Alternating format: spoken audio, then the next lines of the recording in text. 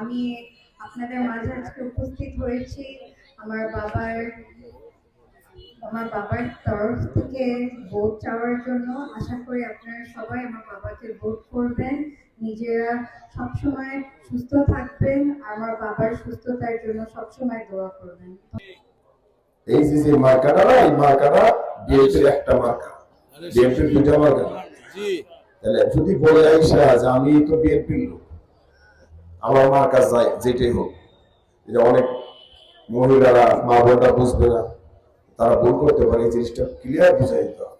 আর যত তাড়াতাড়ি পারে যারা সকালে সকালে যে আপনার ভোটটা দিতে পারে, এবং ভোট দেওয়ার পরেই কেন্দ্র ছাড়া যাবে না, কেন্দ্রের আশেপাশে আমাদের বসে থাকতে হবে একদম ভোট গণনা না শেষ না হওয়া পর্যন্ত।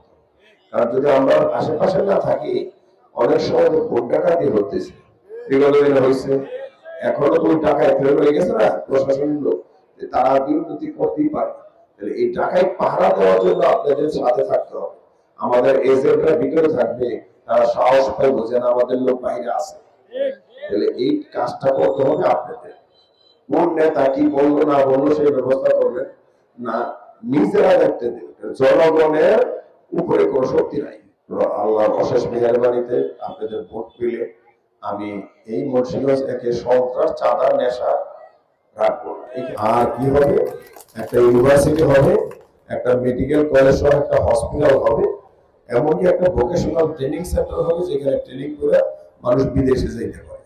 আর একটা ইপিজেড করার ইচ্ছা আছে, যে ইপিজেড এর মাধ্যমে এই যুবক যুবতীরা কাজকর্ম করতে পারে, তাহলে বেকার থাকবে না। বেকার না থাকলে তারা নেশা করবে।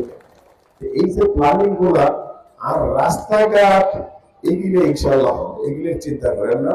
এগুলো অবশ্যই আমাদের বিএনপি সরকার আসলেই সবসময় উন্নয়নের সরকার বিভিন্ন উন্নয়ন করে।